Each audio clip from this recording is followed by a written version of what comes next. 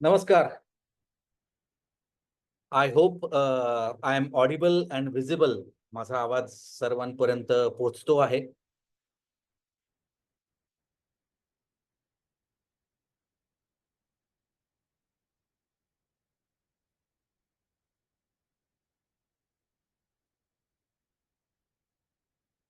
तर महाराष्ट्र राज्य मुख्याध्यापक संघ, Rotary club of Pune Lokmanya Nagar यांच्या संयुक्त विद्यमानं आणि प्रॅक्टिकल एज्युस्किल्स आयोजित लोकमान्य करिअर मंत्रा या कार्यक्रमामध्ये मी सन्मित शहा, रोटेरियन सन्मित शहा, आपणा सर्वांचं मनपूर्वक स्वागत करतो. कार्यक्रमाला सुरुवात करण्यापूर्वी आज 1 मे आहे. आजच्या दिवशी आपल्या महाराष्ट्र राज्याची स्थापना झाली. त्यानिमित्त सर्व मराठी जनांना महाराष्ट्र दिनाच्या मनपूर्वक हार्दिक हार्दिक शुभेच्छा. महाराष्ट्र दिनाचं औचित्य साधून आपण हा उपक्रम सुरू करतो आहोत. लोकमान्य करिअर मंत्रा या उपक्रमाला आज पहिलं पुष्प आपण जे गोवणार आहोत त्यासाठी आजचे व्याख्याते मार्गदर्शक म्हणून लाभलेले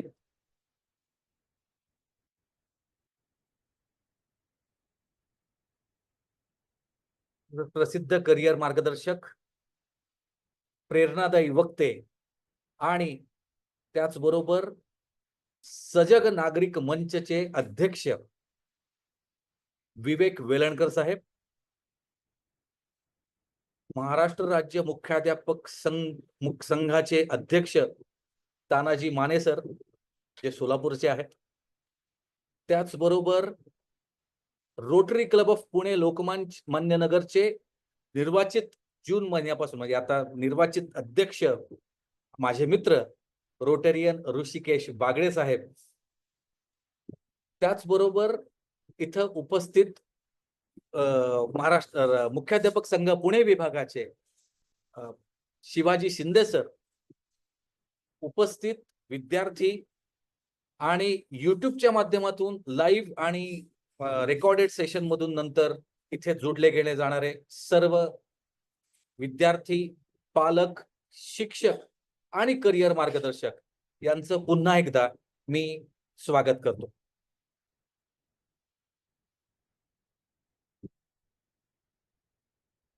rotary club of Pune Lokmanya Nagar याचे अध्यक्ष यानंतर आपल्याला माहिती देतीलच, पण तत्पूर्वी हा उपक्रम सुरू करण्यामागची एक संकल्पना मी आपल्या सगळ्यांबरोबर शेअर करतो.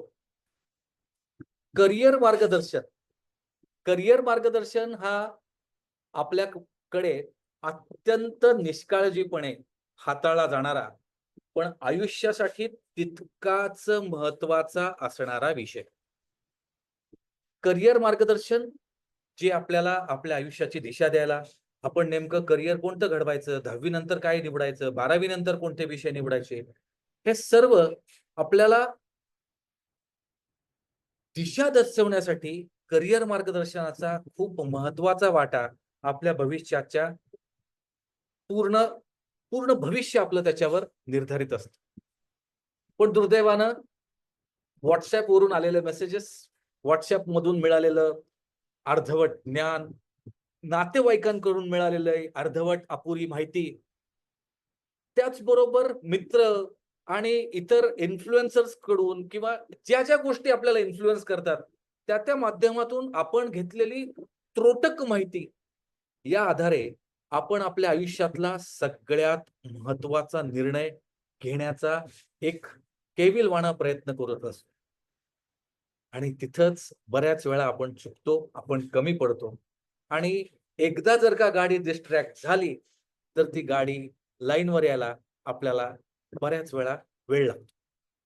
हे टाळण्यासाठी प्रॅक्टिकल एज्युस्किल्स ही संस्था, आज गेले 20 वर्ष कार्यरत असलेली ही संस्था, ज्याच्यामध्ये आम्ही विद्यार्थ्यांना प्रात्यक्षिक प्रशिक्षणाबरोबरच 12वी असेल, 12वी झालेले आर्ट्स, कॉमर्स, सायन्सचे विद्यार्थी असतील, त्यांना प्रात्यक्षिक प्रशिक्षण देऊन त्यांना दुसऱ्या वर्षापासून आत्मनिर्भर बनवण्याचं काम ही संस्था करते. गेल्या 20 वर्षामध्ये ज्याचा प्रवास संपूर्ण बारामतीत मर्यादित होता, पण गेल्या 7 वर्षामध्ये आम्ही हा विस्तार पुण्यामध्ये वाढवला.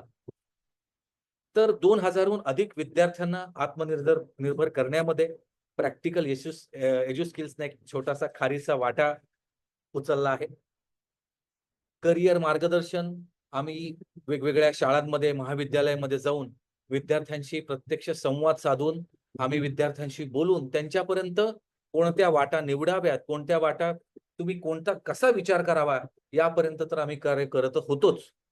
पण माझे मित्र विजय कत्रे सर, जे स्वतः एक करिअर मार्गदर्शक आहेत, यांनी आम्हाला काही दिवसांपूर्वी सागर सरांशी, म्हणजे महाराष्ट्र राज्य मुख्याध्यापक संघाचे आत्ताचे नवनिर्वाचित सचिव सागर सरांशी आमची ओळख करून दिली, परिचय करून दिला. आणि त्याच्या माध्यमातून सरांना हा उपक्रम सांगितल्यानंतर त्यांनाही लक्षात आलं, की या करिअर मार्गदर्शनाची वेगवेगळ्या प्रकारे कोणत्या वाटा आहेत, त्या सर्व विद्यार्थ्यांपर्यंत पोहोचणं गरजेचं आहे. परंतु भौगोलिक मर्यादा आपल्याला बऱ्याच वेळा मर्यादा येतात. भौगोलिक विद्यार्थ्यांपर्यंत पोहोचण्यामध्ये आपल्याला त्या कार्यक्रम ऑर्गनाइज करण्यामध्ये आपल्याला अनेक मर्यादा असतात. परंतु थँक्स टू धिस टेक्नॉलॉजी आपल्याला Zoomच्या माध्यमातून, टेक्नॉलॉजीच्या माध्यमातून संपूर्ण महाराष्ट्रभर हा उपक्रम नेता येऊ शकतो. आणि त्यासाठी महाराष्ट्र राज्य मुख्याध्यापक संघाचे सागर सर असतील, त्याच नंतर मी परत तानाजी माने सरांना आम्ही भेटलो. त्यांना हा उपक्रम खूप आवडला. मग पूर्ण महाराष्ट्रामध्ये हा उपक्रम अध्यक्षांच्या संमतीनं आणि सचिव सागर सरांच्या माध्यमातून आता हा उपक्रम नेऊ करतो आहोत.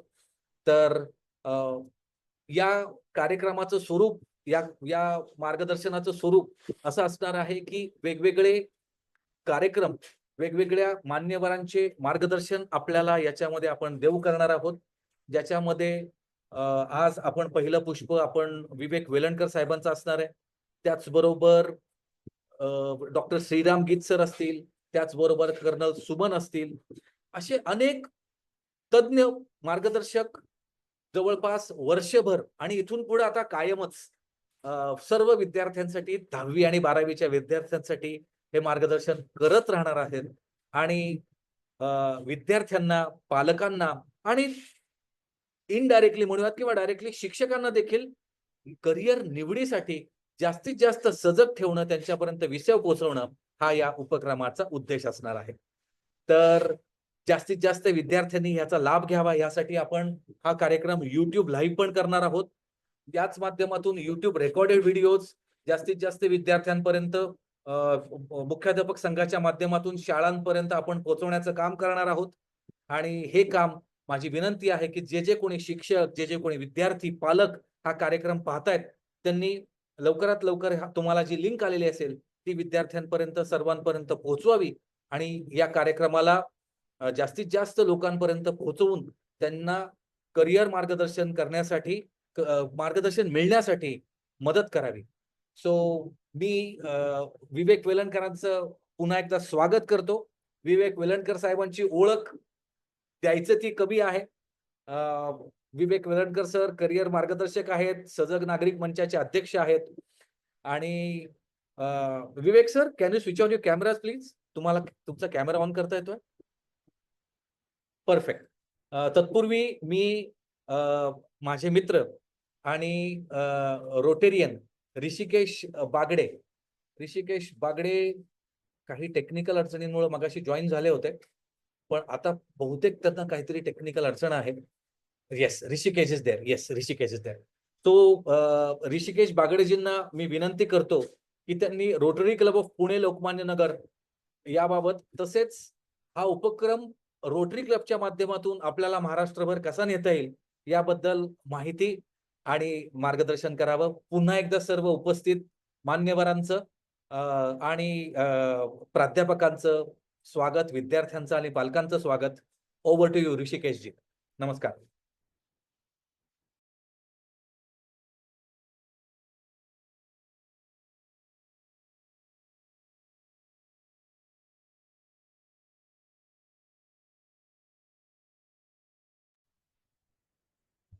आवाज येतोय सगळ्यांना?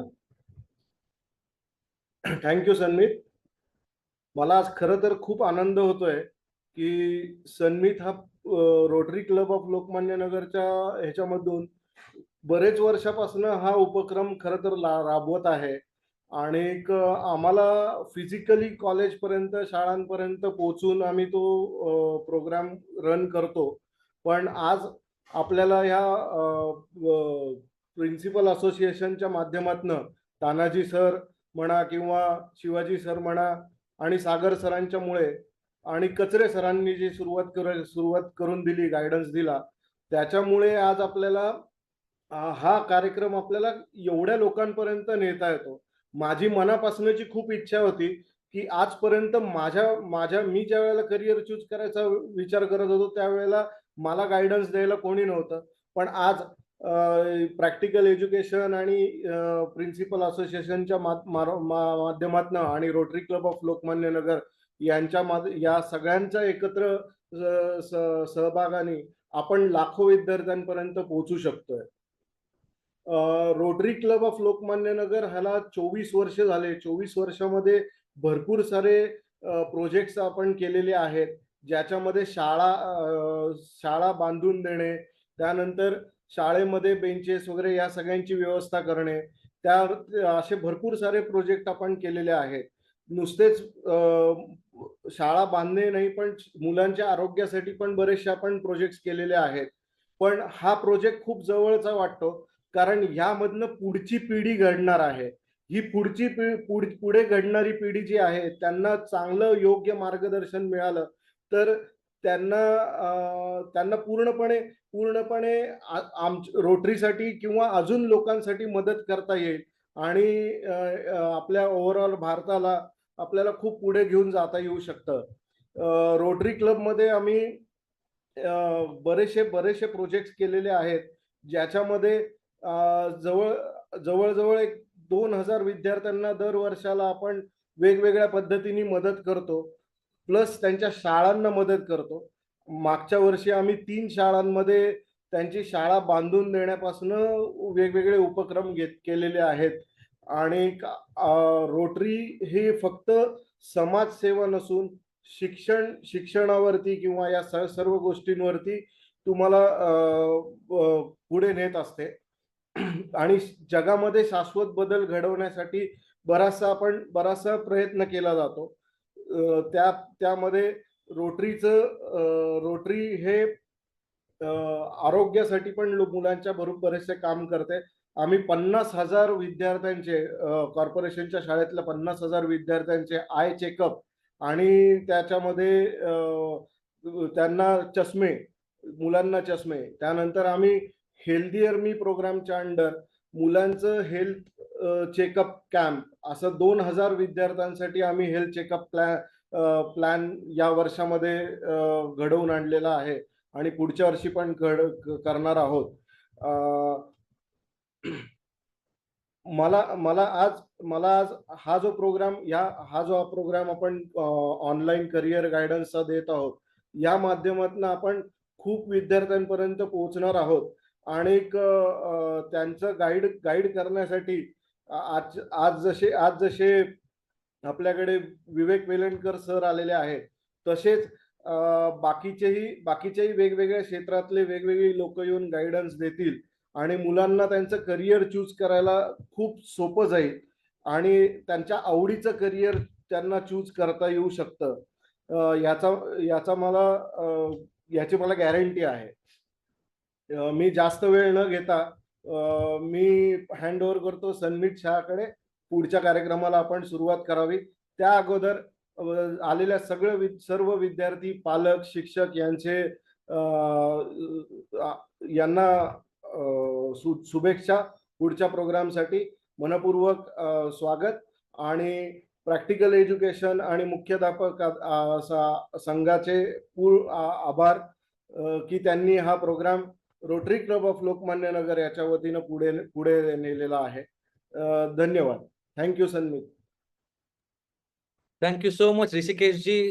रोटरी क्लबच्या माध्यमातून शिक्षण आणि समाजसेवा हा उपक्रम आपण राबवतो तर आहोतच, पण आता डिस्ट्रिक्ट रोटरी क्लबच्या माध्यमातून आपण हा रोटेरियन्स पूर्ण महाराष्ट्रभर हा उपक्रम अ, अ, महाराष्ट्र राज्य मुख्याध्यापक संघाच्या खांद्याला खांदा लावून हा उपक्रम नेणार आहेत.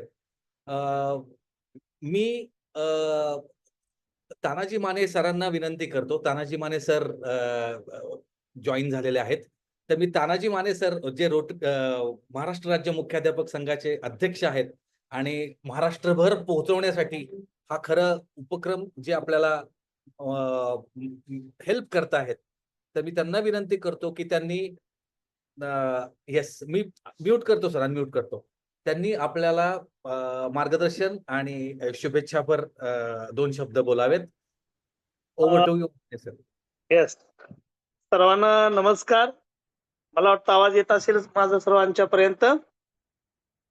Yes, Rotary Club Pune Lokmanya Nagar, त्याचबरोबर प्रॅक्टिकल एज्यू स्किल्स आणि लोकमान्य करिअर मंत्र या सर्वांच्या संयुक्त विद्यमाने आणि महाराष्ट्र राज्य मुख्याध्यापक महामंडळाच्या संयुक्त विद्यमाने हा विद्यार्थ्यांसाठी खास करून 10वी आणि 12वी नंतर पुढे काय शिक्षणातील आव्हाने, त्यामधील संधी आणि आज इथून पुढे तर नवीन शैक्षणिक धोरण येत आहे. त्या माध्यमातून नेमकं मुलांनी कसं शिक्षण घेतलं पाहिजे, कोणत्या साईडला गेलं पाहिजे, काय केलं पाहिजे, या दृष्टिकोनातून मार्गदर्शन होणं हे अतिशय महत्वाचं आहे. आजच एक मला प्राथमिकच्या मुख्याध्यापिका भेटल्या आणि त्यांचा मुलगा 12वीची परीक्षा दिलेला आहे. त्यांनी बी ग्रुप ठेवलेला आहे. नीटचा फॉर्म भरलेला आहे. 4 मेला परीक्षा सुद्धा आहे. पण मुलगा आता म्हणतो आहे, की मला इंजिनिअरिंगची जास्त आवड आहे आणि त्यानं त्याची सीईटी दिली आणि 96% त्याला मार्क्स मिळाले. परंतु त्याने मॅथ्स ठेवलाच नाही. आता त्या मुलाची इच्छा आहे, की मी एकदा पुन्हा आयसोलेटेड मॅथ्स विषय घेतो आणि मग मी त्या दृष्टिकोनातून प्रयत्न करतो. परंतु हे सगळं करत असताना त्याचं 1 वर्ष वाया जाणार आहे. म्हणजेच विद्यार्थ्यांचं कल कोणत्या दिशेला आहे आणि त्या दृष्टिकोनातून त्याच्या पाठीमागं विद्यार्थ्यांच्या आई-वडिलांनी चर्चा करून नेमकं काय केलं पाहिजे, या दृष्टिकोनातून सुद्धा मार्गदर्शन होणं अतिशय महत्वाचं आहे. मधल्या काळामध्ये आपल्या सर्वांना माहित आहे, की बोर्डाच्या वतीनं कल चाचणी घेतली जात होती. पण ती सुद्धा धोपट मार्गानं होती. तेच प्रश्न सर्व विद्यार्थ्यांसाठी असायचे. कल एकीकडे यायचा आणि मुलं ऍडमिशन दुसरीकडे घ्यायची असंही बऱ्याच वेळेला दिसून येत होतं. ह्या सगळ्या गोष्टीवरती उपाय म्हणून रोटरी क्लब पुणे आणि या सर्वच मुख्याध्यापक संघ असेल, लोकमान्य करिअर मंत्र असेल आणि एज्यू स्किल्स असेल, या सर्वांनी एकत्रित येऊन या मुलांना मार्गदर्शन करण्याचं आणि माननीय या ठिकाणी विवेक वेलणकर सर असतील किंवा अशाच प्रकारचे अनेक नामवंत वक्ते असतील, या सर्वांना एकत्रित करून सन्मित शाह सर असतील, रोटरी क्लबचे अध्यक्ष ऋषिकेश बागडे साहेब असतील, विजय कचरे सर असतील आणि सर्वच ह्या मंडळींनी त्या मुलांना योग्य दिशा मिळावी, त्यांचं शिक्षण योग्य दिशेनं जावं, या दृष्टिकोनातून प्रयत्न केलेले आहेत. खरोखर कौतुकास्पद हा उपक्रम आहे आणि मुख्याध्यापक संघ आणि महामंडळ आम्ही निश्चितपणे यांच्या बरोबर असणार आहोत. कारण ही मंडळी मुलांच्यासाठी धडपड करत आहेत आणि मग आज त्यांनी जो मेसेज पाठवलाय तो आम्ही महाराष्ट्रभर पोहोचवलेला आहे. सोलापूर जिल्ह्यात मी माझ्या प्रत्येक तालुक्यातील ग्रुपवरती पाठवलेला आहे आणि याचा लाभ या ग्रामीण भागातील सगळीकडच्या मुलांना मिळाला पाहिजे.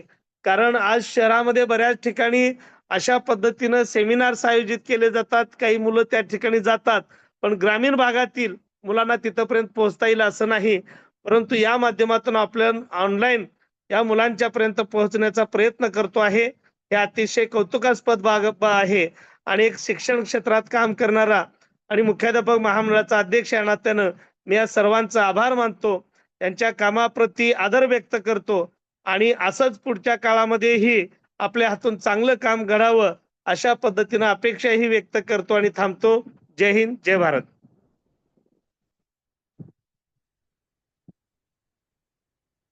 Thank you so much Mane sir. Maharashtra राज्यातून साधारणपणे 16 लाख विद्यार्थी 10वी साठी परीक्षा देत असतात आणि जवळपास 13 ते 14 लाख विद्यार्थी 12वीची परीक्षा देतात. पण दुर्दैवानं त्यांना माहीतच नसतं की त्यांना माहीत नाहीये. आणि तिथे खरं आपली जबाबदारी असते. आज आपण शिक्षण क्षेत्रात कार्यरत आहोत आणि या कार्यक्रमाच्या माध्यमातून जास्तीत जास्त विद्यार्थ्यांपर्यंत पोहोचायावं. आणि ऑनलाईन उपस्थिती तर अपेक्षित आहेच, पण त्याचबरोबर आपण हा कार्यक्रम YouTubeवर रेकॉर्ड करत असल्यामुळं याची पूर्ण नंतर YouTube चॅनलवरून पण याची लिंक सर्व विद्यार्थ्यांपर्यंत पोहोचणार आहे. तर जास्त वेळ न दवडता मी आजच्या आपले प्रमुख मार्गदर्शक आणि सजग नागरिक मंचचे अध्यक्ष आणि करिअर मार्गदर्शक विवेक वेलणकर सरांना विनंती करतो, की त्यांनी आजचं जे पहिलं पुष्प आहे, Rotary club of Pune Lokmanya Nagar आणि महाराष्ट्र राज्य मुख्याध्यापक संघ आयोजित लोकमान्य करिअर मंत्रा या कार्यक्रमाचं, की 12वी नंतरच्या करिअरची आव्हाने व गुंतागुंत आणि त्यातून बाहेर पडण्याचे उपाय. तर यावर विवेक वेलणकर सरांनी कृपया मार्गदर्शन करावं. Over to you Vivek sir. धन्यवाद.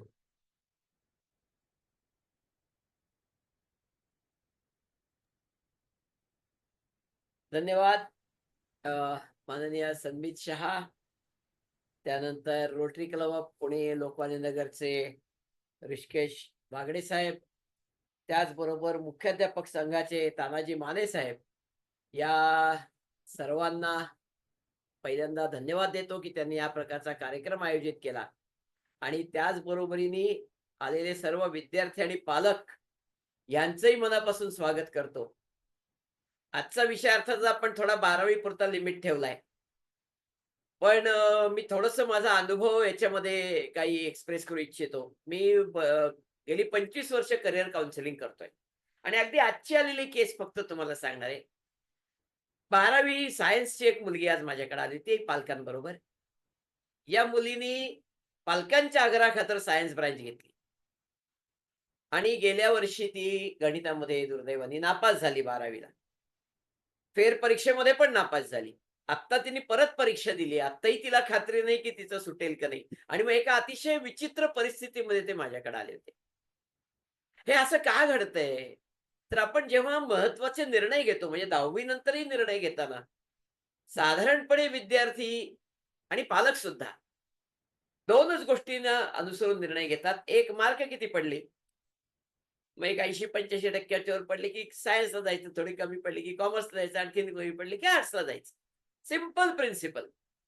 किंवा काय म्हणले शेजारी पाजारी, काय म्हणले मित्रमंडळी, काय म्हणले नातेवाईक, याच्यावर निर्णय. आणि हे दोन्ही अत्यंत अनसायंटिफिक आहेत. आणि मग त्यातने असे खूप प्रश्न उभे राहतात. हे गेल्या 25 वर्षांमध्ये मी वारंवार पाहिले. त्यामुळे मी पहिल्यांदा तर असं सांगणार आहे, इथे जे 10वीची 12वीची जी कोण मुलं आणि मुख्य पालक आणि शिक्षक असतील, की तुम्हाला या टप्प्यांवर 10वीच्या आणि 12वीच्या टप्प्यांवर करिअर काउन्सिलरची मार्गदर्शकाची फार मोठी गरज आहे. कारण आता तुम्ही कुठेतरी त्याच्या विना पुढे जायचा प्रयत्न केला तर पुढे जाऊन कुठेतरी आपण अडचणीत येऊ शकतो. आणि मग नंतर करिअर काउन्सिलरकडे गेला तरी खूप उपयोग होतोच असं नाही, कारण तोपर्यंत अनेकदा हातातली वेळ निघून गेलेली असते. आणि म्हणून माझी विनंती आहे की थोडंसं आपण या प्रकारचा विचार करायला शिकावं, करिअर काउन्सिलर्सकडे जायला शिकावं आणि त्यांचे मिळणाऱ्या सल्ल्यांचा शेवटी निर्णय आपणच घेत असतो. पण कुठेतरी ते निर्णय घेताना त्या सल्ल्यांचा उपयोग करून घ्यावा, यासाठी आपल्याला ही विनंती म्हणून हे थोडंसं प्रास्ताविक केलं.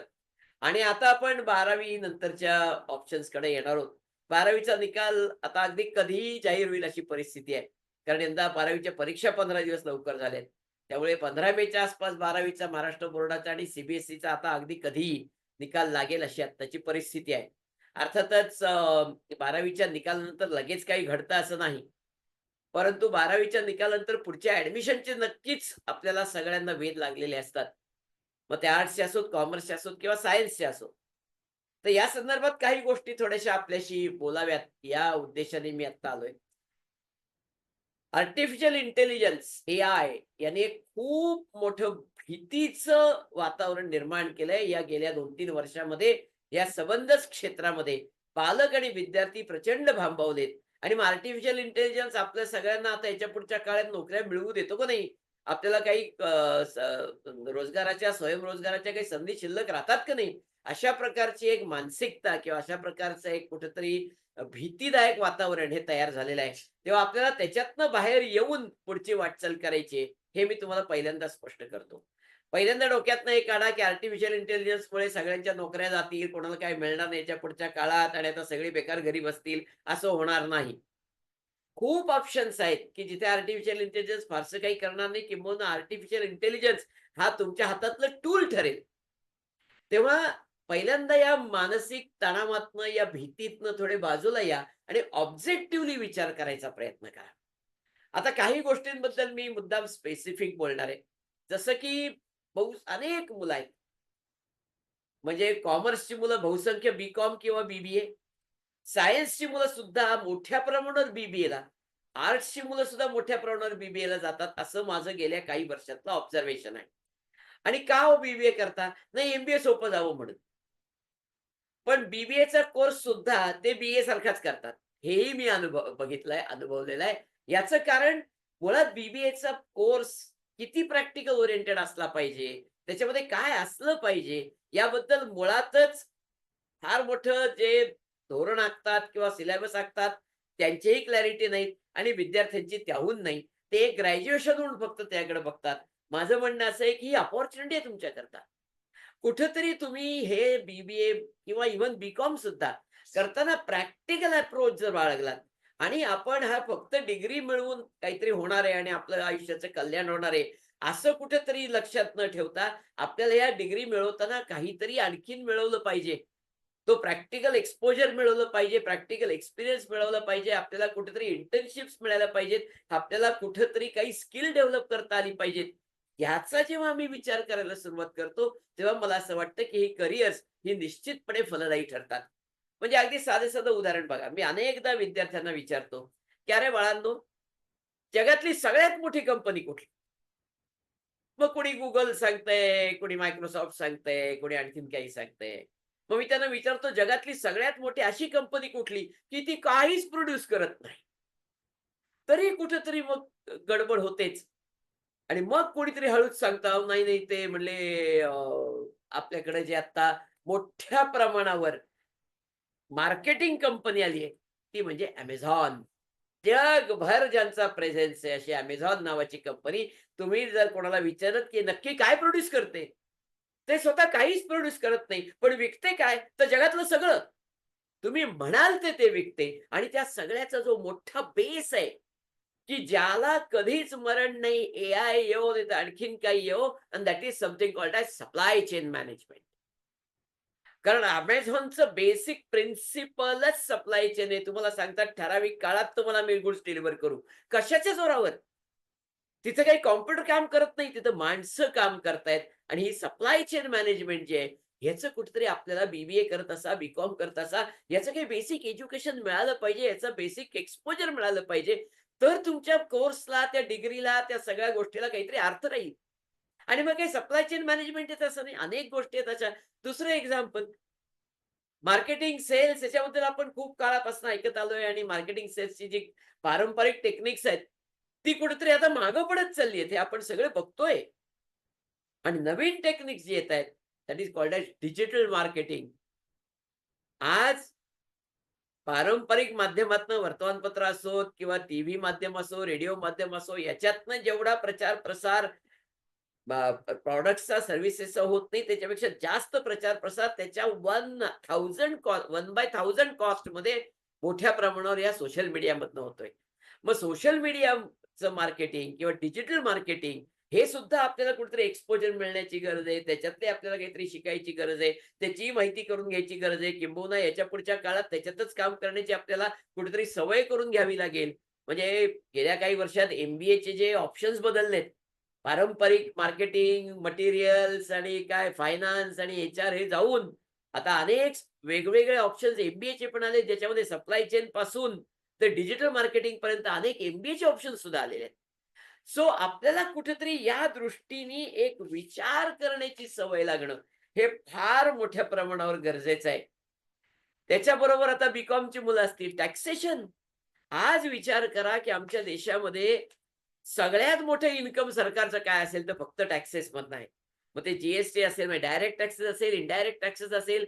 आज बीकॉम झालेल्या विद्यार्थ्यांना डायरेक्ट टॅक्स आणि इनडायरेक्ट टॅक्स मधला फरक कळत नाही, याचं वाईट वाटतं खूप. मग त्याच्यातला अनुभव मिळणं तर फार लांब राहिलं. आम्ही एकीकडे जीएसटीचं कलेक्शन जर आपण बघितलं, 2 लाख कोटी रुपये महिन्याला पोचायला आले जीएसटी कलेक्शन. पण त्या जीएसटी बद्दल माहिती असणारे किती आहेत? म्हणजे अक्षरशः त्यातल्या त्यात ज्यांना माहिती ते सीए असं म्हटलं जाते. ही आत्ताची अवस्था आहे. का? तर कुठेतरी आमच्याकडे तो प्रॅक्टिकल ओरिएंटेशन नाहीये. त्यामुळे ह्या टॅक्सेशन सिस्टम बद्दल ओरिएंटेशन असणं, त्याची माहिती करून घेणं, किंबहुना त्याच्यामध्ये काम करणं. म्हणजे मी मगाचपासून जे तुम्हाला सांगायचा प्रयत्न करतोय, इंटर्नशिप्स या खूप महत्त्वाच्या आहेत. प्रॅक्टिकल लेव्हलला जाऊन काम करणं खूप महत्त्वाचं आहे. थेअरी शिकून यापुढच्या काळात खूप काही घडेल असं नाही. पण तुम्ही जेवढं प्रॅक्टिकल शिकाल, तेवढं खूप उपयोगी पडेल. अकाउंटन्सी सगळीच मुलं शिकतात हो. पण अकाउंटन्सी नुसती शिकून उपयोग नाही. आज त्याचा प्रॅक्टिकल एक्सपोजर किंवा एक्सपिरियन्स, मग त्याकरता टॅली सारखं पॅकेज असेल किंवा आज तुम्ही जर बघितलं तर एसएमई सेक्टर अख्खा जो आहे, त्या एसएमई सेक्टरमध्ये सीए परवडत नाही. त्यांना अकाउंटंट लागतात. ते अकाउंटंट कुठून येणार आहेत? बीकॉम माणूस अकाउंटंट होऊच शकत नाही, कारण त्याला प्रॅक्टिकल एक्सपिरियन्स, प्रॅक्टिकल एक्सपोजर नाही. आम्हाला तो प्रॅक्टिकल एक्सपिरियन्स, आम्हाला ते प्रॅक्टिकल एक्सपोजर हे गोळा करता येईल का? ह्या 3 वर्षाचा तो सदुपयोग आपल्याला करता येईल का? मला असं वाटतं ह्या दृष्टीने जर आम्ही प्रयत्न केले, या दृष्टीने कुठेतरी या सगळ्या विषयाकडे बघितलं, तर आमची ही 3 डिग्रीची वर्ष, ही फक्त डिग्री सर्टिफिकेट मिळवण्याची वर्ष न राहता आयुष्याचे काही चांगले धडे मिळवण्याची वर्ष आणि त्याहीपेक्षा जास्त तुमच्या पुढच्या सगळ्या करिअरच्या, मग ते एम्प्लॉयमेंटचं करिअर असेल, ते सेल्फ एम्प्लॉयमेंटचं करिअर असेल, त्याची पाया घालण्याची वर्ष म्हणून याच्याकडे आपल्याला निश्चितपणे बघता येईल. या काळात अॅक्वायर करायच्या काही स्किल्स बद्दल बोलताना पुढे मला 1-2 गोष्टी आपल्याला मुद्दाम सांगायच्या आहेत. त्यातलं एक म्हणजे communication skill, specially English language communication skill. मित्रांनो, मी नेहमी बघतो की आमच्या मुलांचा खूप मोठा प्रॉब्लेम म्हणजे पहिलीपासून इंग्लिश बरं का. आता एकही मूल इथलं असं नाहीये की जे पहिलीपासून इंग्लिश शिकलेले नाही. 50% मुलं इंग्लिश मीडियम मधनं शिकलेली आहेत पहिलीपासून सुद्धा. पण इंग्लिश कम्युनिकेशन म्हटलं की काय त्यांना घाबरायला होतं, काय मला कळतच नाही. काय एवढं आहे हो त्याच्यात? रॉकेट सायन्स नाहीये ते. पण कुठेतरी आम्हाला त्याची सवय करायला लागणार आहे. ही पुढची 3 वर्ष आम्ही त्या इंग्लिश कम्युनिकेशन स्किलसाठी काही करणार आहोत का? तर निश्चितपणे फायद्याचं आहे. मी तुम्हाला एक साधं त्याच्यासाठीच एक तंत्र सांगतो. कुठं काही मोठं आपल्याला शेक्सपियर शिकायचं नाहीये. आठवड्यातनं 1 दिवस तरी असा ठेवा, की आपले जे मित्रमंडळी आहेत, ज्याच्यातच आपण सगळ्यात जास्त वेळ घालवतो, त्या मित्रमंडळींसोबत आठवड्यात 1 दिवस फक्त इंग्लिशमध्ये कम्युनिकेशन करायचं. दुसरी कुठली हिंदी नाही, मराठी नाही, इंग्लिश नाही, मिंग्लिश नाही, काही वापरायचं नाही. बघा तर खरं, एक 6 महिने, 8 महिने तुम्ही असा प्रयत्न केला, की तुमचं कम्युनिकेशन स्किल आपोआप सुधारतं का नाही? हे बघा. नक्की होऊ शकतं. थोडंसं एक्स्ट्रा इंग्लिश वाचायला आम्ही शिकू का? माझं म्हणणं बी असेल, बी असेल, ह्या मुलांनी फायनान्शियल एक्सप्रेस किंवा इकॉनॉमिक टाइम्स सारखे पेपर वाचले पाहिजेत. सगळं कळेल असं नाहीये. पण किमान काही गोष्टी त्यातल्या कानावर न जातील. काही गोष्टी आपल्याला त्या निमित्ताने जी कलोक्युअल लँग्वेज, जी कमर्शियल लँग्वेज ही त्या सगळ्या बिझनेस कम्युनिकेशन्समध्ये वापरली जाते, जी तिथं तुम्हाला दिसेल, जी तुम्हाला तिथं लक्षात येईल आणि ती तुम्हाला आपोआप आत्मसात होईल, अशा प्रकारचं आम्ही काही करू का? तर या इंग्लिश कम्युनिकेशन स्किल आपल्याला खूप भर द्यायला लागणार आहे याच्या पुढच्या काळात. तर कुठेतरी आपल्याला या सगळ्या पुढचं जे कॉम्पिटिटिव्ह युग आहे, फार कॉम्पिटिटिव्ह युग आहे मित्रांनो. म्हणजे मला तुम्हाला घाबरवायचं अजिबात नाहीये. पण ही सावध करण्याची वेळ आहे. या कॉम्पिटिटिव्ह युगात आम्हाला टिकून राहायचं असेल, तर आम्ही निश्चितपणे अशा प्रकारची ही सगळी स्किल्स ही आत्मसात केली पाहिजेत. प्रॅक्टिकल ओरिएंटेड शिक्षण घेणं हे अत्यंत गरजेची गोष्ट आम्ही केली पाहिजे. त्याच्याच बरोबरीने इंटर्नशिप्स केल्या पाहिजेत, अनुभव घेतला पाहिजे. कामाच्या अनुभवा एवढा दुसरा गुरुच नाही, हे आम्ही समजून घेतलं पाहिजे आणि त्या माध्यमातून आम्ही पुढे जर गेलो, तर मला निश्चितपणे खात्री आहे, तुमच्यापैकी जी मुलं बी-कॉम म्हणा, बी-बी-ए म्हणा, अशा प्रकारचे कोर्सेस करतायत, कारण या कोर्सेसला ॲडमिशन मिळणं आता फारसं अवघड राहिलेलं नाहीये. बी-बी-एची एंट्रन्स एक्झाम आहे मला माहिती आहे. पण त्या बी-बी-एच्या एंट्रन्स एक्झाममधनं जो मुलगा फक्त पास झाला, त्या प्रत्येकाला बी-बी-एला ॲडमिशन मिळणार आहे. कारण सीट्सच एवढ्या आहेत आणि इन्स्टिट्यूशन्स मध्ये असलेल्या सीट्स व्हर्सेस असणारी मुलं याचं प्रमाण आजही व्यस्त आहे. त्यामुळे ॲडमिशन मिळेल, पण याचा अर्थ प्रत्येकाला त्यातनं पुढे करियर मिळेल, त्यातनं पुढे जॉब मिळतील, त्यातनं पुढे मोठ्या प्रमाणावर एक्सपिरियन्स आणि एक्सपोजर मिळेल असं नाही. सो आपल्याला याच्याकरता फक्त पारंपरिक हे एज्युकेशन डिग्री याच्या बाहेर येऊन कुठेतरी प्रॅक्टिकल लेवलला काहीतरी करणं, त्याच्यासाठी लागणारी स्किल्स अक्वायर करणं, इंटर्नशिप्स करणं, ह्या मार्गाने जाणं, हे निश्चितपणे या पुढच्या काळातल्या आपल्या यशस्वीतेसाठी, चांगल्या करिअरसाठी हे महत्वाचं ठरणार आहे.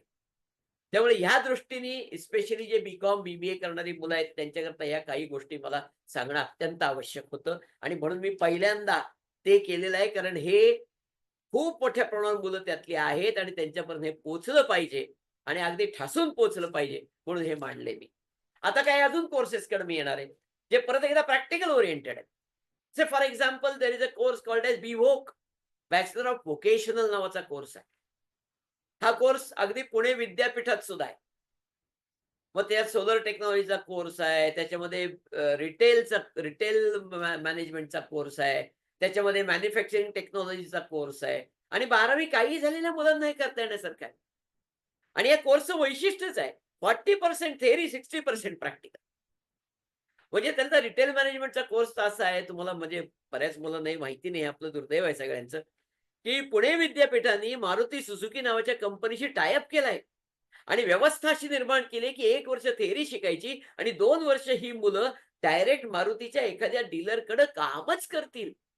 2 वर्ष कामाचा अनुभव घेतल्यानंतर या विद्यार्थ्यांना इतक्या मोठ्या प्रमाणात प्रॅक्टिकल एक्सपोजर मिळणार आहे, त्याच्यात त्यांना स्टायपेंड मिळणार आहे. हे सगळं झाल्यावर त्यांना पुढे नोकरी मिळायला प्रॉब्लेम कसे येतील? पण कुठेतरी या गोष्टींकडे पण आम्ही आणि त्याला आर्ट्स, कॉमर्स, सायन्स असा काही प्रॉब्लेम नाही. All branches can go into that. Same thing is true with solar technology. आज प्रधानमंत्री सूर्यघर योजना आपल्याकडे आली. 1 कोटी घरांवर सोलर बसवायचंय. त्यातले 25 लाख घरांचं टार्गेट महाराष्ट्राने घेतलंय. आता महाराष्ट्र हे टार्गेट पूर्ण कसं करणार? तर त्याकरता लागणारी जी मॅनपॉवर आहे ही त्या सोलर टेक्नॉलॉजीमधनं उभी राहील. रेफ्रिजरेशन, एअर कंडिशनिंग सारखा कोर्स आहे ज्याच्यामधलं सुद्धा ग्रॅज्युएशन अवेलेबल आहे. आज बघा अगदी झोपडपट्ट्यांमध्ये सुद्धा रेफ्रिजरेटर्स आहेत. आज घराघरांमध्ये, ऑफिसेसमध्ये, कंपन्यांमध्ये, व्यापारी एस्टॅब्लिशमेंट्समध्ये मोठ्या प्रमाणावर एसी बसलेले आहेत. कार एकही अशी नाही ज्यात एसी नाही. या सगळ्याची दुरुस्ती, मेंटेनन्स, प्रिव्हेंटिव्ह मेंटेनन्स पासून ते इन्स्टॉलेशन पर्यंत कोण करणार आहे सगळं? याकरता लागणारी जी मॅनपॉवर आहे ती सगळी या BVOC कोर्समधनं पण उभी राहते. सो एक वेगळ्या प्रकारचा कोर्स म्हणून याच्याकडे बघता येईल. सगळ्यांना आर्ट्स, कॉमर्स, सायन्स काय असं ठराविक विद्यार्थ्यांसाठी आहे असं नाही.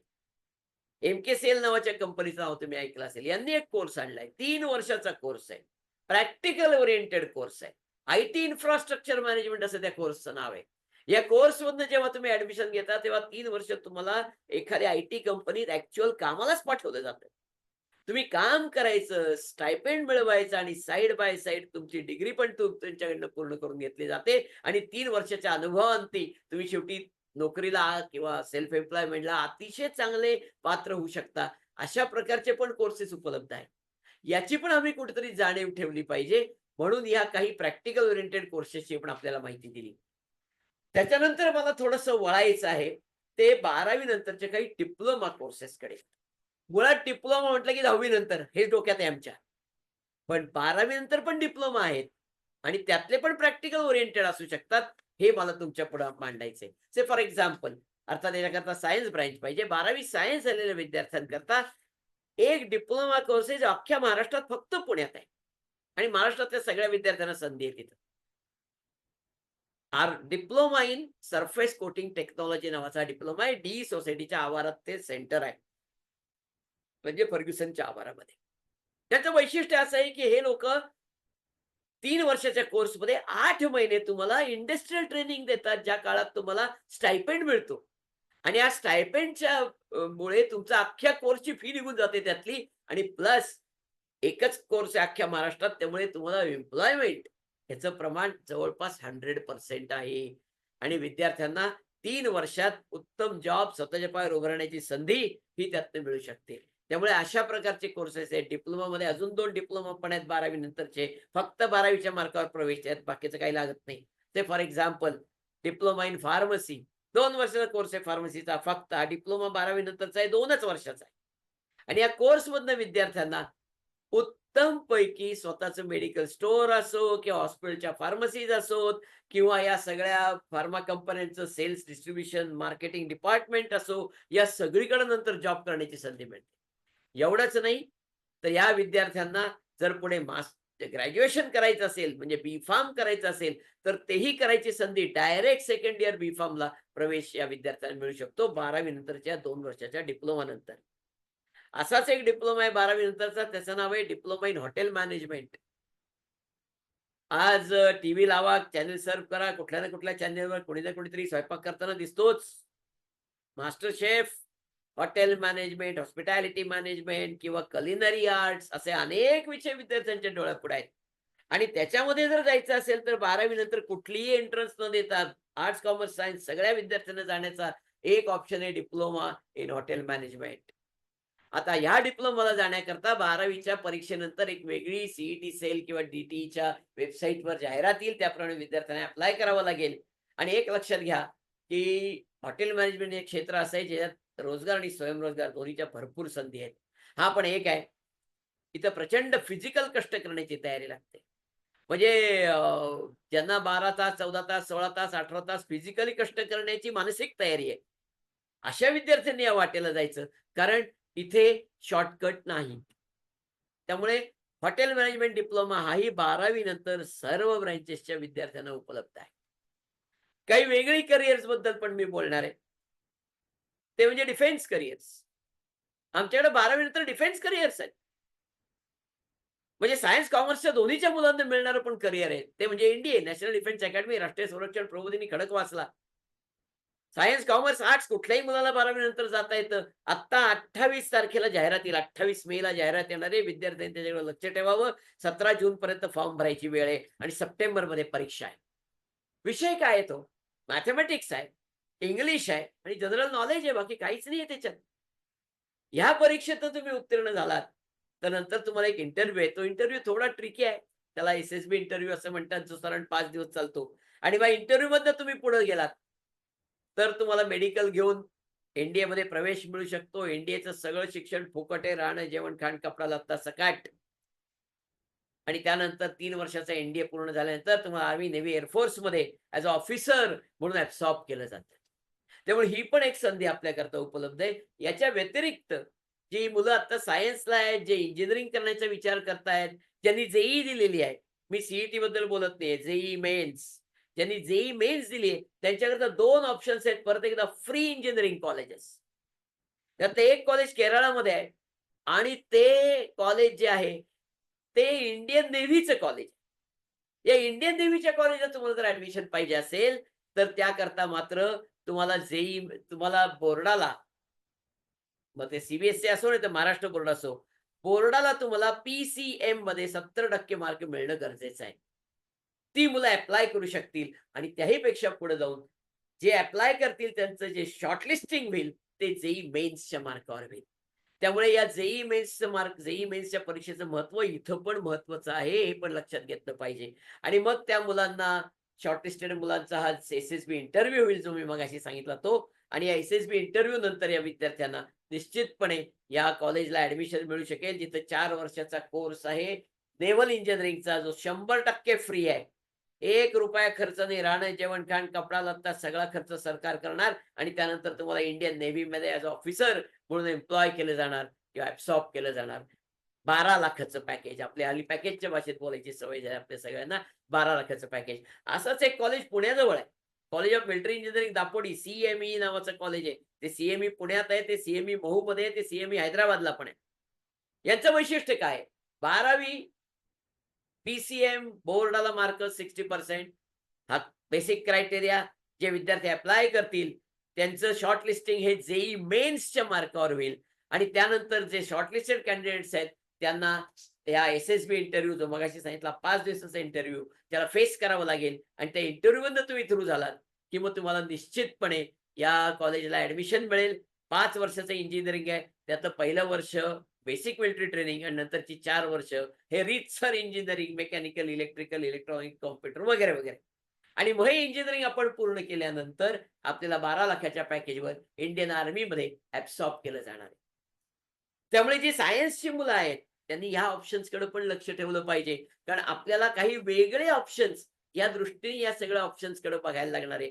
ही गोष्ट आपण जर माहिती करून घेतली तर मला असं वाटतं, कारण आपल्याकडे सध्या देशभक्ती खूप दिसते, पण ती फक्त WhatsAppवर.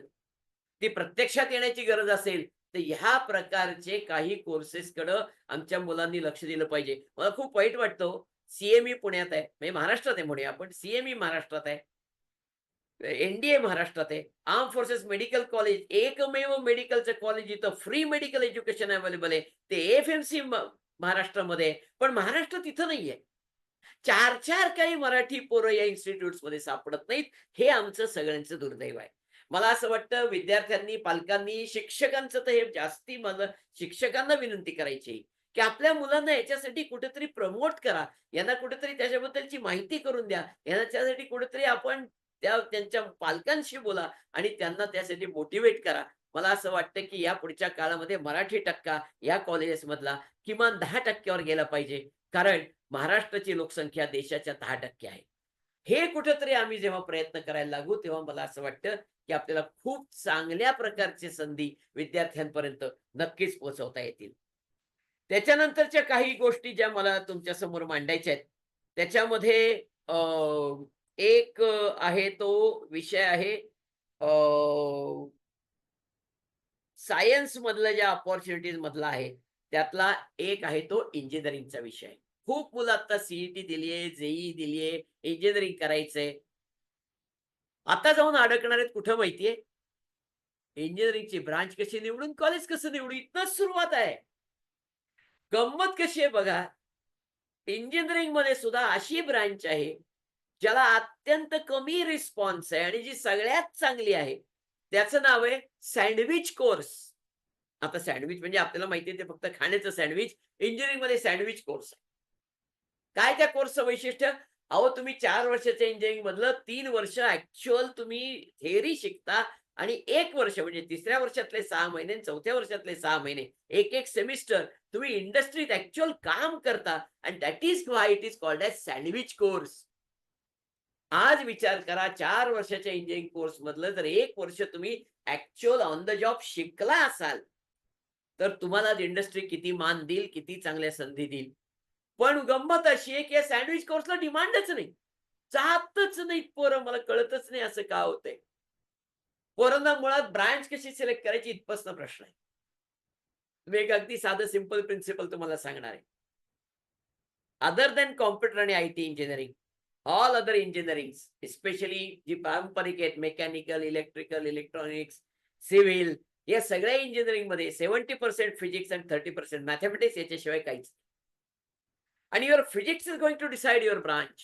कारण तुम्ही 12वी पर्यंत जे फिजिक्स शिकता त्या फिजिक्समध्ये तुम्ही 3 गोष्टी शिकलेल्या असतात. एक मेकॅनिक्सचा भाग, दुसरा इलेक्ट्रॉनिक्सचा भाग आणि तिसरा इलेक्ट्रिकलचा भाग. या तिन्हीतलं त्यातल्या त्यात तुम्हाला काय आवडलं ते तुमची ब्रांच ठरवतं इंजिनिअरिंगची. तुम्हाला मेकॅनिक्स आवडलं का? तर मग mechanical engineering, automobile engineering, civil engineering हे तुमच्यासाठी चांगलं असू शकतं. तुम्हाला इलेक्ट्रॉनिक्स आवडलं का? तर मग electronics engineering, ENTC engineering, instrumentation engineering हे तुमच्यासाठी चांगलं असू शकतं. तुम्हाला इलेक्ट्रिकल आवडलं का? तर मग इलेक्ट्रिकल इंजिनिअरिंग, पॉवर इंजिनिअरिंग हे तुमच्यासाठी चांगलं असू शकतं. म्हणजे कुठेतरी ब्रांच निवडताना हा थंब रूल वापरला पाहिजे. तो थंब रूल महत्वाचा आहे आणि तो लक्षात घेणं आवश्यक आहे. कॉम्प्युटर किंवा IT जो उठतो तो कॉम्प्युटर ITलाच जायचंय. असं होत नाही दादांनो. शेवटी तुम्हाला कॉम्प्युटर IT सुद्धा आवडणार आहे की नाही कसं ठरवणार? पण ह्या तुमच्या सगळ्या 12वी पर्यंतच्या प्रवासात ते कुठंच नाहीये दुर्दैवाने. त्यामुळे कुठेतरी अजून वेळ आहे तुमच्याकडे. एखादा महिना 2 महिन्याचा कोर्स करा. एखादी पायथॉन सारखी लँग्वेज शिका. ऑनलाईन नको, शक्यतो ऑफलाईन शिकायचा प्रयत्न केला, that too one on one basis. कारण सगळ्यात चांगला शिकण्याचा मोड तोच आहे. आणि हे शिकल्यानंतर जर तुम्हाला कॉम्प्युटर आवडला, तर computer, IT, AI, ML, data science हे सगळ्या ब्रांचेस तुमच्यासाठी ओपन झाल्या. आणि मग त्या इंजिनिअरिंगकडे तुम्हाला नक्की बघता येईल, त्याकडे नक्की वळता येईल. म्हणजे इंजिनिअरिंगची ब्रांच निवडताना या सगळ्या गोष्टींचा खूप विचार करावा लागतो. काही विचार न करता मुलं आत घुसतात आणि विशेषतः अमकं कॉलेज मिळते म्हणून मिळेल ती ब्रांच. असं नाही ना दादांनो. कॉलेज 4 वर्षाचं आहे, ब्रांच आयुष्याची आहे लक्षात ठेवा. त्यामुळे branch is more important than college. आणि कॉलेज निवडीत सुद्धा बऱ्याच गोष्टी बघण्यासारख्या असतात. कॉलेज निवडताना पहिल्यांदा हे बघा की त्या कॉलेजचं ट्रॅक रेकॉर्ड काय. 2 गोष्टीसाठी, एक प्लेसमेंटचं ट्रॅक रेकॉर्ड. कारण शेवटी इंजिनिअरिंग झाल्यानंतर 80% मुलांना नोकरी करायची, प्लेसमेंट पाहिजे. ते प्लेसमेंट द्यायला ते कॉलेज तेवढं सक्षम आहे का नाही? हे बघून घ्या. गेल्या 5 वर्षातला प्लेसमेंटचा रेकॉर्ड पहा. मिनिमम पॅकेज किती मिळालं, मॅक्सिमम पॅकेज किती मिळालं आणि एव्हरेज पॅकेज काय मिळालं, दॅट टू ब्रांच वाईज. म्हणजे आपण ज्या ब्रांचमध्ये जायचा प्रयत्न करतोय त्या ब्रांचला गेल्या 5 वर्षात पोरांना काय मिळालं हे आपल्याला आज जाताना माहिती पाहिजे. आणि त्याही पेक्षा महत्वाचं आणि मोठं म्हणजे इंटर्नशिप्स ते कॉलेज देऊ शकतंय का? कमीत कमी 2 इंटर्नशिप तुमच्या 3-3 महिन्याच्या झाल्याच पाहिजेत इंजिनिअरिंगमध्ये सुद्धा. कारण इंजिनिअरिंगमध्ये तर इंटर्नशिपचं महत्त्व फार मोठं आहे. तुम्हाला कॅम्पस प्लेसमेंटला जेव्हा कंपनी जॉब द्यायला येते, तेव्हा ती तुमचं इंटर्नशिप रेकॉर्ड जास्ती महत्त्वाचं ठरवते. आणि त्याहीपेक्षा जेव्हा तुम्ही पुढे पोस्ट ग्रॅज्युएशनला जाता, म्हणजे मी मुलं बघतोय अनेकांना एम-एस करायचंय, बाहेर जायचंय एम-एस करायला, अमेरिकेसारख्या देशात जायचंय किंवा कॅनडामध्ये जायचंय किंवा त्यांना आणखी जर्मनीत जायचंय, सिंगापूरला जायचंय. तुम्ही जेव्हा बाहेर जाता, त्यावेळेस तुमचा जो सी आहे, त्याच्यातला तुमचा प्रॅक्टिकल एक्सपिरियन्स हा सगळ्यात जास्त काउंट होतो. आणि मग त्याच्यामध्ये तुम्ही इंटर्नशिप्स काय केल्या, कशात केल्या, याचं खूप महत्व आहे लक्षात घ्या. त्यामुळे बी-कॉम, बी-बी-ए पासून ते बी-बी-टेक पर्यंत या पुढच्या काळात प्रत्येक ठिकाणी internships, practical experience, practical exposure याचं महत्व कुठेही कमी होऊ शकत नाही. त्यामुळे त्याच्याकडे लक्ष द्या. कॉलेज निवडताना ते पाहून घ्या. विशेषतः इंजिनिअरिंगचं कॉलेज जेव्हा निवडाल तेव्हा. आणि एकदा कॉलेज समक्ष बघायला हरकत नाही. कारण एक लक्षात घ्या, की आपण एक साधा मोबाईल घेतला तर 50 दुकानं फिरताय राव. नाहीतर 50 साइट्स बघताय, 50 मॉडेल्स बघताय. कॉलेज जिथं 4 वर्ष काढायचे बघून घ्या ना बाबांनो. कॉलेज बघा, तिथल्या प्राध्यापकांना भेटा, समजून घ्या, विद्यार्थ्यांना भेटा, विद्यार्थ्यांकडनं समजून घ्या. विद्यार्थ्यांकडनं सगळ्यात महत्त्वाचं जर तुम्हाला काही इनपुट्स हवे असतील, तर त्या कॉलेजबद्दलची खरी माहिती. कारण ती फक्त विद्यार्थी देऊ शकतात.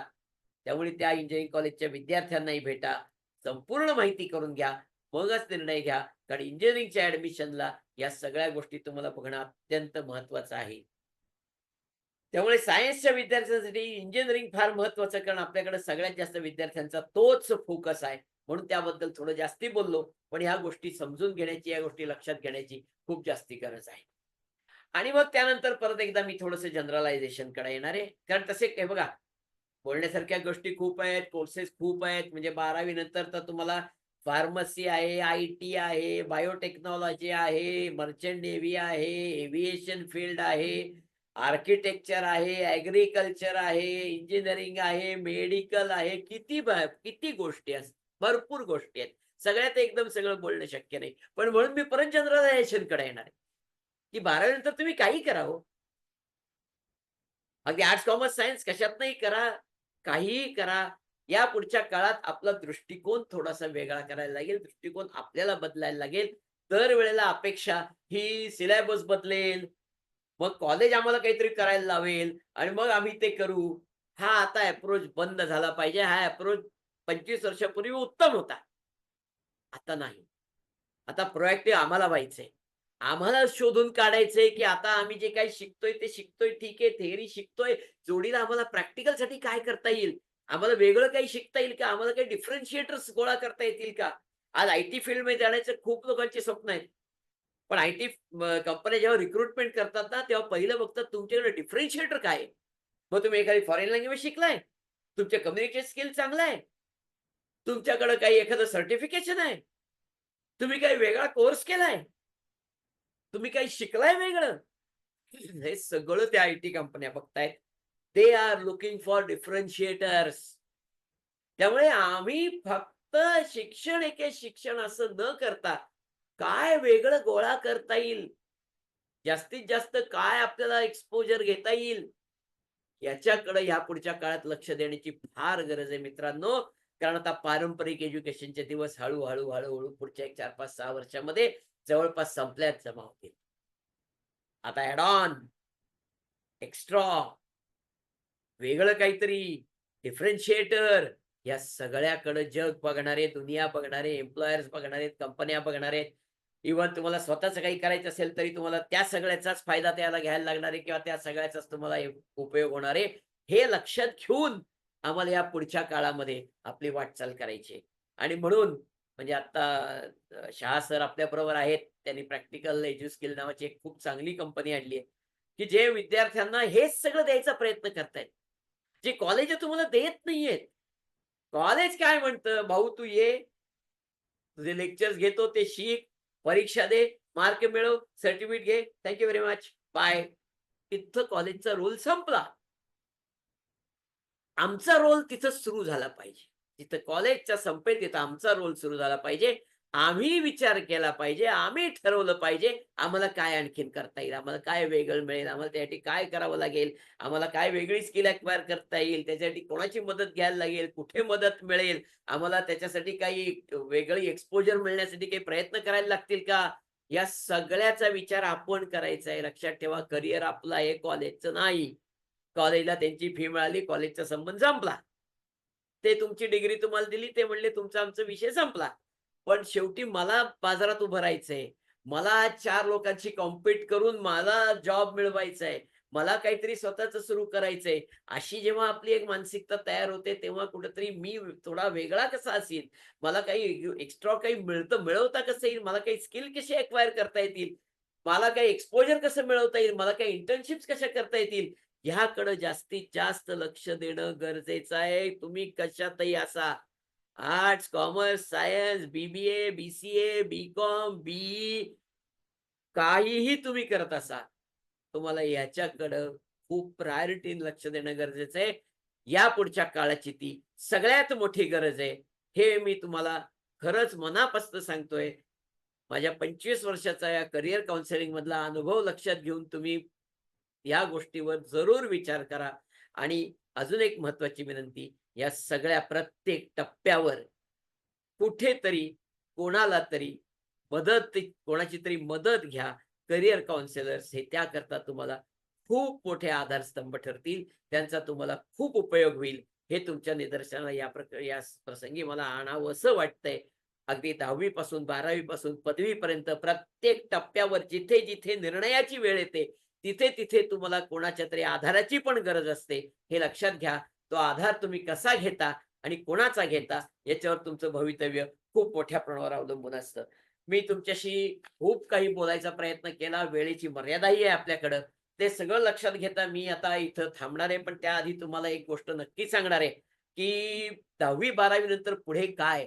जवळपास 45 प्रकारची वेगवेगळी करियर्स मी जे काय तुमच्याशी बोललो ती सेल्फ एम्प्लॉयमेंट पासून, स्किल एज्युकेशन पासून ते पारंपरिक एज्युकेशन पासून ते डिफेन्स पासून, रिसर्च पासूनची सगळी करियर्स मी माझ्या एका पुस्तकात घेतली आहेत. त्या पुस्तकाचं नाव आहे 10वी-12वी नंतरची शाखा निवड. या पुस्तकाचं वैशिष्ट्य म्हणजे बाजारात नाही. हे फक्त माझ्याकडे 37वी आवृत्ती आता चालू आहे. 37वी 12 वर्षातली. 60,000 पुस्तकं याची आत्तापर्यंत संपली आहेत.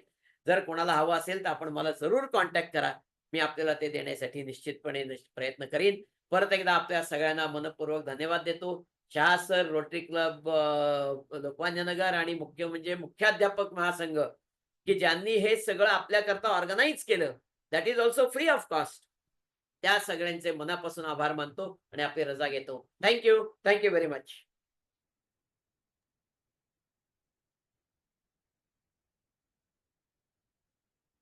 आदरणीय विवेक वेलणकर सरांनी आपल्याला अनेक विषय असतील, जसं की असेल बीकॉम, त्याचबरोबर बीबीए, बीवोक जे वोकेशनल एज्युकेशन देऊ करतं, इंटर्नशिप्सचं महत्व म्हणजे आज market is the best university.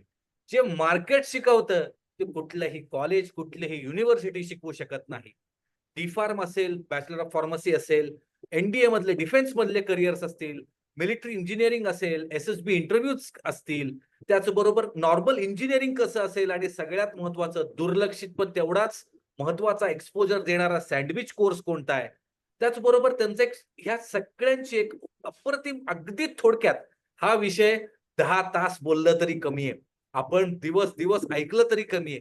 पण अगदी थोडक्याच वेळेत त्यांच्या एक ओघवत्या शैलीनं एक आज 25 वर्षाचा अनुभव, सरांबरोबर त्यांचा अनुभव आणि ज्या पोटतिडकीनं ते बोलत होते, ती कळवळ कळत होती, की जे काम केलंय आजपर्यंत विद्यार्थ्यांसाठी, आजपर्यंत 25 वर्षांमध्ये हजारो विद्यार्थ्यांना दिशा दाखवण्याचं काम केलंय. माझी म्हणजे मी अत्यंत मानतो करिअर मार्गदर्शकांना. मी त्यांना दीपस्तंभ म्हणून संबोधतो. कारण दीपस्तंभाचं कामच ते असतं, की भरकटलेला नावा किंवा रात्रीत कळतच नाही, की नेमके जमीन कुठे आहे, खडक कुठे आहे आणि समुद्र कुठे आहे. दीपस्तंभ ते काम करतो आणि भरकटणाऱ्या बोटींना योग्य दिशा देण्यास मदत करतो.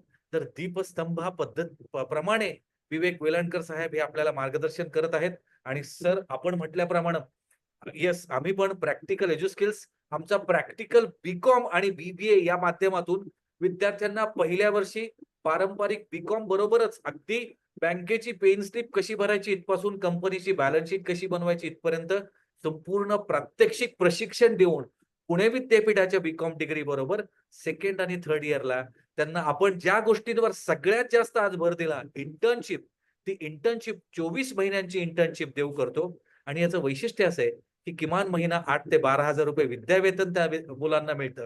म्हणजे बीकॉम बात. होण्याबरोबरच विद्यार्थी 2 वर्षाचा अनुभव घेऊन बाहेर पडतात. आजपर्यंत 2000 हून अधिक विद्यार्थी यामध्ये यशस्वी झालेले आहेत. अनेक मान्यवर मला याच्यामध्ये मार्गदर्शन करत असतात. आपण परवा चर्चा केली त्यामध्ये आपणही आम्हाला अनेक काही गोष्टी सुचवल्या. आपण इतरांपर्यंत कसं पोहोचू ह्याच्यावरही आपली चर्चा झाली. तर या करिअर मंत्र या माध्यमातून बीकॉम बीबीए तर झालंच, पण जनरली सर्व विषयांवर अनेक वक्ते आज इथपर्यंत येतील, त्यांच्यापर्यंत पोहोचावं.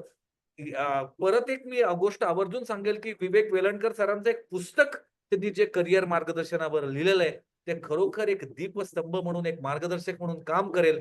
काय करायचं यापेक्षा काय नाही करायचं हे करिअरमध्ये समजणं खूप गरजेचं आहे. कारण काय करायचं हे सांगणारे अनेक महाभाग, अनेक नातेवाईक, मी तर अगदी ओघवत्या भाषेत म्हणेल, साध्या सोप्या भाषेत म्हणेल, की अनेक अर्ध्या हळकुंडानं पिवळे झालेले लोक आपल्याला करिअर मार्गदर्शन करताना मिळतील. आपले नातेवाईक असतील, आपले शेजारी असतील. म्हणूनच आम्ही आज रोटरी क्लब असेल, महाराष्ट्र राज्य मुख्याध्यापक संघ असेल आणि प्रॅक्टिकल एज्युकेशनच्या माध्यमातून जे येथे पाहिजे जातीचे काम नव्हे येड्या गबाळाचे अशा हा विचार मनाशी ठेवून ही खुणगाट बांधून आम्ही इथे तज्ञ मार्गदर्शकांना बोलतोय आणि महाराष्ट्र दिनाचं 1 मेचं औचित्य साधून आज आपल्याला विवेक वेलणकर सरांनी अत्यंत सुंदर असं अगदी थोडक्या वेळेत मार्गदर्शन केलेलं आहे. आता याचाच आज एक व्हिडिओ पण बनलेला आहे. हा जास्तीत जास्त शाळांनी, शिक्षकांनी, विद्यार्थ्यांनी जास्तीत जास्त लोकांपर्यंत पोहोचवावा. आम्ही व्हॉट्सअपच्या माध्यमातून आपल्यापर्यंत पोहोचूच. रोटरी क्लबच्या माध्यमातून ऋषिकेशजी आणि आमचे रोटरीचे डिस्ट्रिक्ट गव्हर्नर आहेत त्यांच्या माध्यमातून पोहोचू. मुख्याध्यापक संघाच्या माध्यमातून पोहोचू. दिशा दर्शनाचं काम करा. विवेक वेलणकर साहेब गेले 25 वर्ष काम करतायत. आपण अगदी एकाच व्यक्तीला, एका विद्यार्थ्याला जरी दिशा दाखवू शकलो ना, तरी त्या मुलाच्या आयुष्याचं कल्याण होईल. कारण सर मगाशी बोलता बोलता एक बोलले, की कॉलेज 4 वर्षाचं आहे, ब्रँच आयुष्यभराची आहे. तसं कुठलं तरी कॉलेज किंवा कुठला तरी कोर्स हे तुम्ही तात्पुरतं कराल, पण तुमचं करिअर हे तुमच्या आयुष्यभर तुमच्या बरोबर राहणार आहे. त्यामुळं विचार, कृती आणि निर्णय अत्यंत योग्य वेळी योग्य मार्गदर्शन घेऊनच करणं गरजेचं आहे आणि याची सुंदर सुरुवात आज वेलणकर सरांच्या माध्यमातून झालेली आहे. मी आपले मुख्याध्यापक संघाचे पुणे जिल्ह्याचे अध्यक्ष, पुणे शहराचे अध्यक्ष शिवाजी शिंदे सर, त्यांना जर माझा आवाज जात असेल तर त्यांना मी शिवाजी शिंदे सर आपल्याला आवाज जातोय?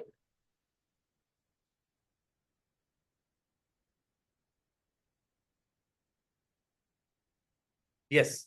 तर मी शिवाजी शिंदे सरांना विनंती करतो की त्यांनी आभार प्रदर्शनाचं छोटीशी जबाबदारी घ्यावी आणि आम्हाला मार्गदर्शित करा. Over to Shivaji Shinde sir. If you can switch on the camera sir. धन्यवाद सर. थोडंसं रेंजचा प्रॉब्लेम आहे. कॅमेरा ऑन केले की ऑडिओ थोडासा थांबेल. 12वी झाल्यानंतर आपण काय करायला पाहिजे? हा खरं तर सगळ्यात मोठा प्रश्न विद्यार्थ्यांसमोर येऊ घातलेला आहे आणि उभा पण असतो. परीक्षा देणं सोपं आहे, पण ते परीक्षा दिल्यानंतर आपण काय करायला पाहिजे? यासाठी खूप सुंदर असं मार्गदर्शन ज्येष्ठ करिअर तज्ञ, हजारो विद्यार्थ्यांना दिशा दाखवणारे आणि समाज उपयोगी कार्य करणारे असे माननीय श्री वेलणकर सर आज आपल्यामध्ये उपस्थित आहेत. आणि खूप सुंदर असं चर्चासत्र म्हणण्यापेक्षा की त्यांनी मांडलेले जे छोटे मोठे विषय होते ते मुलांना लाभदायक ठरतील यात शंकाच नाहीये. आणि खूप चांगल्या पद्धतीनं नेव्हीचा विषय असेल, आर्मीत जायचा विषय असेल, विविध कोर्सेस घेण्याचा विषय असेल, इंजिनिअरिंगचा फील्ड असेल, मेडिकलचा फील्ड असेल, या सगळ्या बाबी अगदी खूप सुरेख आणि सोप्या भाषेमध्ये मुलांना समजतील अशा भाषेमध्ये सरांनी आपल्या सर्वांसमोर प्रस्तुत केले. सरांचं खरंच मनापासून आभार व्यक्त करतो. पुणे शहर मुख्याध्यापक संघ आणि महाराष्ट्र राज्य मुख्याध्यापक महामंडळ यांच्याही वतीनं मी आभार व्यक्त करतो या ठिकाणी. त्याचबरोबर आपण माननीय श्री सन्मित शहा सरांनी अगदी कालपासून या सर्व नियोजनामध्ये झोकून दिलेलं होतं. त्यांची भाषा शैली हे खरं जर सर तुमच्याकडे पाहिल्यावर असं वाटतं की बरंच गायडन्स पाहण्याच्या दृष्टिकोनातूनच प्राप्त होतं. खूप सुंदर असं तुम्ही अगदी संचलन केलेलं आहे. मला शिक्षकांना आणि सर्व विद्यार्थ्यांनाही सांगावंसं वाटतं की भाषा बोलावी कशी आणि सगळ्यांना सांभाळावं कसं हे तुमच्याकडनं शिकलं पाहिजे. त्याचबरोबर सुरुवातीलाच माननीय ऋषिकेश बागडे सरांनी आपल्या रोटरी क्लब ऑफ पुणे जे लोकमान्य नगर इथून आपलं संचलन चालू केलं होतं, प्रास्ताविक चालू केलं होतं आणि आपण करत असलेल्या कार्याचा एक आढावा दिला की पुणे महानगरातील ग्रामीण भागातील शाळांना rotary club of Pune Lokmanya नगरच्या प्रयत्नातून विविध मदत आपण करत असता आणि करत राहणार यात शंकाच नाहीये. 24 वर्षापासून हे रोटरी क्लब आणि आपल्या सर्वांच्या सहकार्याने पुढे जाते आणि आपण सर्व समाज घडवण्याचा प्रयत्न करता ही बाब खूप वाखाणण्याजोगी आहे. मी अध्यक्ष 1 वर्षापासून आहे. पूर्वी जवळजवळ 29 वर्ष मुख्याध्यापक म्हणून या शिक्षण क्षेत्राचा अभ्यास करतोय, माहिती घेतोय आणि त्यामध्ये मी राहतोय. खरोखरच शाळांची अवस्था दयनीय आहे आणि त्या शाळांना सुधारण्यासाठी आपण खूप छान पद्धतीनं प्रयत्न करता. वर्ग खोल्या असतील, बेंचेस असतील, विज्ञान साहित्य असेल, ग्रंथालयाचं साहित्य असेल, ग्रंथालय उभारणी असेल, IT लॅब उभारणी असेल, अशा विविध क्षेत्रामध्ये एवढंच नाही की मुलींच्या दृष्टिकोनातून, विद्यार्थ्यांच्या दृष्टिकोनातून विचार करून त्यांचे मेडिकल चेकअप असेल, हे सर्व आपण करता. आज या गोष्टीची नितांत गरज सर्वसाधारण पालकांना जास्त आहे. तर सर्वसाधारण पालक या गोष्टीकडे किंवा आपल्या मुलांचं आरोग्य तपासणीकडे थोडंसं दुर्लक्ष करतात, हे दिसून येतं आणि आपण हे शाळेत करता खूप चांगली गोष्ट आहे. सन्मित शहा सर, ऋषिकेश सर, मी खरंच तुमच्या दोघांचंही या ठिकाणी आभार व्यक्त करतो. आणि पुणे जिल्हा महामंडळाचे अध्यक्ष माननीय तानाजी माने सर अगदी सुरुवातीपासून शेवटपर्यंत हे तुमचं व्याख्यान अगदी मन लावून ऐकत होते आणि आपल्याही प्रास्ताविक जिल्हा राज्य मंडळाच्या माध्यमातून सादर केलं. तानाजी माने सरांचे देखील मी आभार व्यक्त करतो. त्याचबरोबर जिल्हा राज्य मंडळाचे सचिव माननीय नंदकुमार सागर सर आणि राज्य प्रवक्ते ज्याला आपण म्हणू प्रसाद गायकवाड सर महामंडळाचे राज्य प्रवक्ते आहेत आणि पुणे शहर संघाचे सचिव माननीय किशोर बोरसे सर देखील यामध्ये सहभागी होते. सर्वांचं मी या ठिकाणी या सेशनला जॉईन झाल्याबद्दल आपल्या वतीनं, माझ्या वतीनं, पुणे शहर मुख्याध्यापक संघाच्या वतीनं, पुणे जिल्हा मुख्याध्यापक संघाच्या वतीनं आणि महाराष्ट्र राज्य महामंडळाच्या वतीनं धन्यवाद आणि आभार देतो आणि या ठिकाणी मी थांबतो. आपली सेवा अशी सुरू राहावी आणि मुलांना सलग जसं पहिलं पुष्प खूप सुंदर पद्धतीनं अर्पण केलं गेलं, या पुष्पामध्ये खूप काही शिकायला मिळालं आणि परत सांगू इच्छितो की दुसरं पुष्प जे आहे ते अशाच दुप्पट तिप्पट संख्येने सहभागींची संख्या वाढेल अशी अपेक्षा ठेवूया. पहिलं पुष्प थोडंसं बऱ्याच लोकांपर्यंत पोहोचण्यासाठी उशीर झाला असं म्हणायला हरकत नाहीये. थोडंसं 1 दिवस अगोदर आपल्याला ह्याचं सरळ वेळापत्रक मिळालं, लिंक मिळाली तर ते सोपं होईल. आणि दुसरं अजून एक सांगू इच्छितो की टेक्निशियन डिपार्टमेंटला माझी एक विनंती आहे की प्रोग्राम रन करत असताना किंवा आज 7:30ला प्रोग्राम सुरू होणार, आपण 7 वाजता युट्यूब लिंक, झूम लिंक सुरू केली खूप छान पद्धतीनं, परंतु त्याच्या पासकोड आणि हे माहिती अगदी क्लिक केल्याबरोबर जॉईन होण्यासाठी सुकर झालं असतं तर बरं झालं असतं. बरेच जणांचा मला मेसेज आला की सर आम्ही जॉईन होण्याचा प्रयत्न करतोय पण मेल ID रजिस्ट्रेशन मागतो. ऑलरेडी आमच्याकडे झूम ॲप आहे पण ते डायरेक्टली ओपन होत नव्हतं. म्हणून थोडंसं टेक्निकल डिपार्टमेंटला माझी विनंती राहील की पुढच्या सेशनला की पासकोड हे स्वतंत्र द्यावं म्हणजे सोयीस्कर होईल की त्यांना टाकण्यासाठी आणि मग लगेच मीटिंग जॉईन होतील. यामुळं बरेच जण सेशनपासून वंचित राहिलेत. आपण नंतरच्या सेशनला त्यांना सहभागी करून घेऊ आणि खूप छान पद्धतीनं सेशन झालं सर. परत एक वेळेस माननीय सन्मित शहा सर, माननीय श्री ऋषिकेश बागडे सर, तानाजी माने सर, नंदकुमार सागर सर, प्रसाद गायकवाड सर आणि किशोर बोरसे सर, त्याचबरोबर आज आपल्याला खूप चांगल्या पद्धतीनं मार्गदर्शन केलेले ज्येष्ठ करिअर गायडन्स आणि हजारो विद्यार्थ्यांना दिशा दाखवणारे असे माननीय श्री विवेक वेलणकर साहेब, या सर्वांचं मी या ठिकाणी मनापासून आभार व्यक्त करतो. धन्यवाद sir. Thank you so much Shivaji sir. हा आपण म्हणलात तसं की काही टेक्निकल अडचणी आहेत. म्हणजे मलाही अनेक मेसेज आले की काहीतरी आज बहुतेक झूम मध्ये ग्लिच असेल किंवा पासवर्ड मध्ये ग्लिच असेल. बाकी सगळे तर डायरेक्ट ओपनली जॉईन होऊ शकतात. आय डोंट नो काय अडचण नेमकी होत होती. पण येस, नक्कीच इथून पुढे जास्तीत जास्त लोकांपर्यंत हा उपक्रम पोहोचेल आणि सुदैवानं आपण याचं पूर्ण YouTube लाईव्ह स्ट्रीमिंग केलेलं आहे. त्यामुळे YouTubeची पूर्ण ही लिंक जशीच्या तशी आता आपल्यापर्यंत सर्व मुख्याध्यापक संघांच्या मुख्याध्यापकांपर्यंत पोहोचेल आणि त्या माध्यमातून विद्यार्थ्यांपर्यंत पोहोचेल. त्याचबरोबर आपण करिअर मार्गदर्शनाचे ग्रुप्स तयार करणार आहोत. त्या ग्रुप्सच्या माध्यमातून पण आपण अजून जास्तीत जास्त लोकांपर्यंत पोहोचणार आहोत. आजची ही संख्या जी आहे ती प्रातिनिधिक आहे, पण ऑनलाईन असल्यामुळं थँक्स टू द टेक्नॉलॉजी आपण पूर्ण महाराष्ट्रभर मुख्याध्यापक संघाच्या माध्यमातून, महामंडळाच्या माध्यमातून पोहोचणार आहोत. त्यामुळं आपण जास्तीत जास्त लोकांपर्यंत कसं पोहोचता येईल याचा निश्चितच प्रयत्न करत राहू.